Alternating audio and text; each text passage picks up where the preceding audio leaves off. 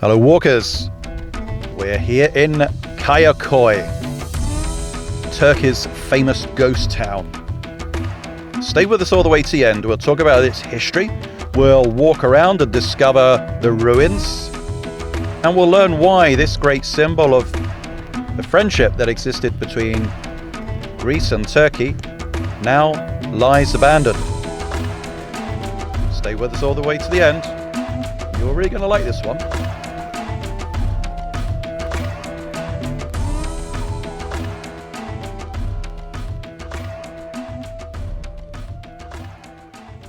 Hello walkers, it's Mike here, and welcome to Kayakoy. We've really been looking forward to show this to you, so we're glad you can join us today.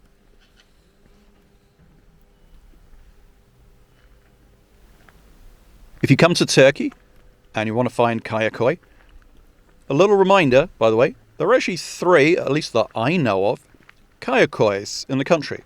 So this is in Fethiye. There is another one in Izmir, and there's a district of Istanbul that is called Kayakoy. So you want to make sure you're getting the right one.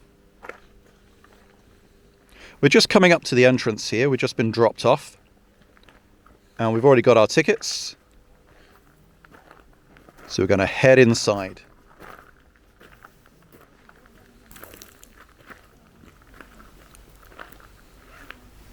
Now, where is this place? Well, believe it or not, this is just a couple of kilometers away from Hisaronu. Now, maybe if you're British, maybe that's somewhere you've been on holiday. And generally, you know, it's a bit of a wild place.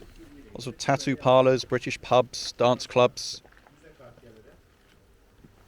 It's a real tourist resort. But who could believe this is just around the corner and so many people miss it?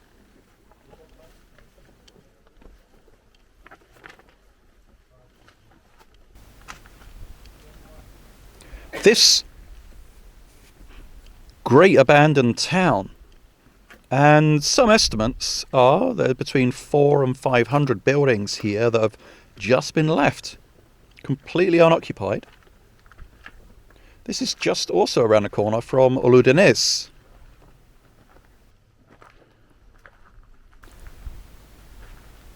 Now just look at that view. We're just getting some of the buildings here.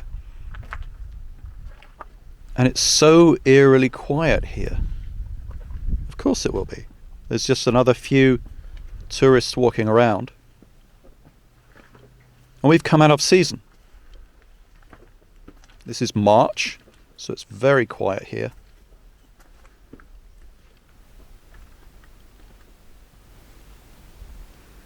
Again, just pause for a minute. Why would all these buildings be left to rot?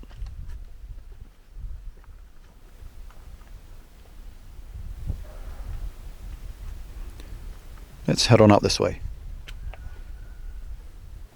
Well, the story is, it goes back to the 20s, I guess, really. So this town, now called Kayakoy, what actually means, it means a rock village, or rock town. Let's just stop here for a second as well, because this is a nice view.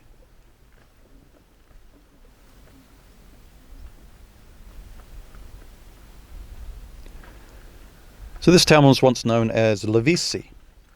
And can you imagine? There was up to 10,000 people living here. And it was a mixture.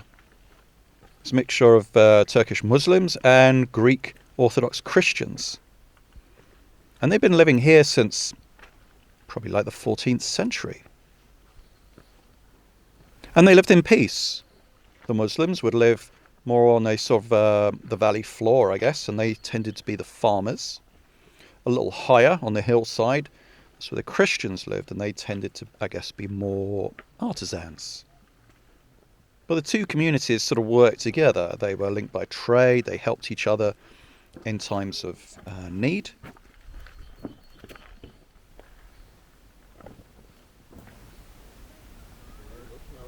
And their children played together. The men of both religions got together in local cafes. It was really harmonious. But it's in 1923, so that was the end of the 4-year Greek-Turkish War. It was at that point everyone was ordered to leave, because there was a population exchange. So at the end of that, Turkey's Christian citizens and Greece's Muslims were expelled. The idea was to make each country effectively just a single religion. And so 6,500 Christian inhabitants of this town left to go to Greece. And the Muslims that were here didn't want this, of course. They even appealed to their government, but the government refused.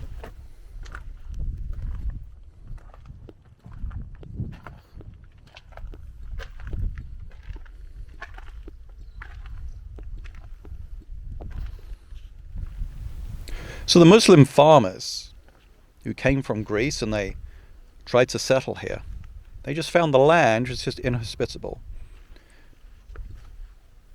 And so they left. And so again, the village got abandoned, really for a second time.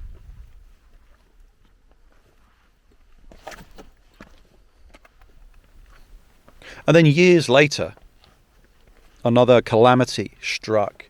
So in 57, there was a 7.1 magnitude earthquake, which is big, which effectively destroyed most of the town's buildings. Now, around the valley floor, some homes and businesses were rebuilt, but generally, most of the buildings on the hillside have just left to fall apart.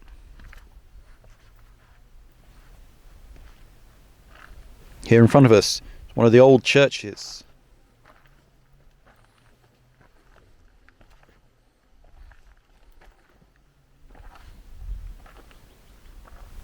You can almost imagine, can't you, the congregation getting together, people singing, people just filling all these paths. This whole town would be alive with just life.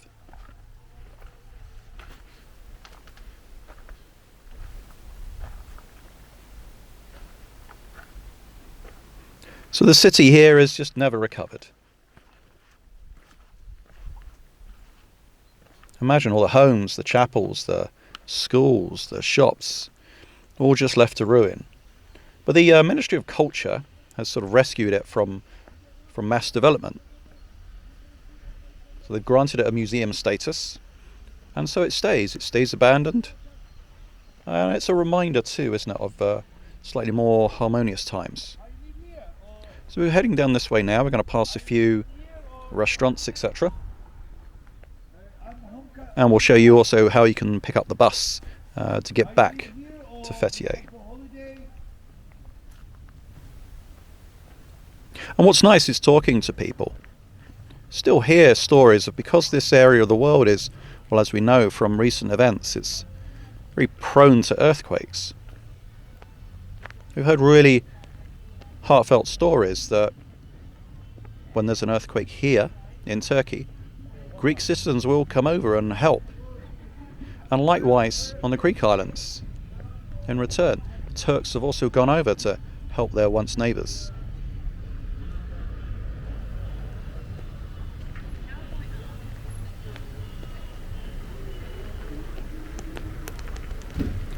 So there's a few places to eat and drink around here. So it makes a really nice day out.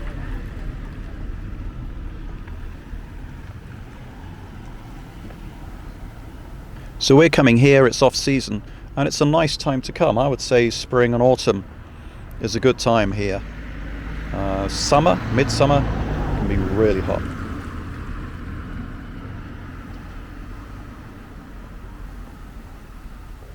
Of course, you can be based in Hisaronu and Ölüdeniz. Our personal favourite is Ölüdeniz. You've probably seen one of our videos there. It's a gorgeous seafront. There's lots of hiking from there. That's how we first encountered Ölüdeniz, on a hike along the Lycian Way. And of course, the skies are full of paragliders. It's a mecca for paragliders. If you're more into nightlife, Hisaronu is probably your place.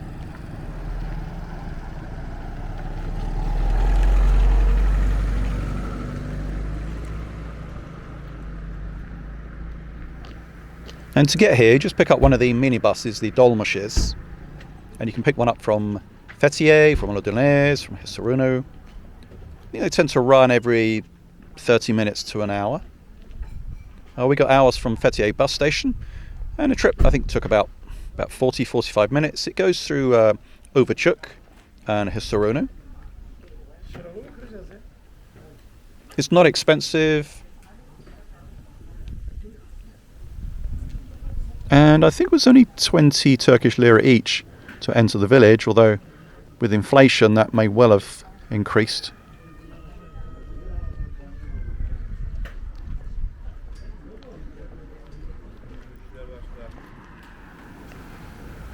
So we had our eye on this little cafe a little earlier.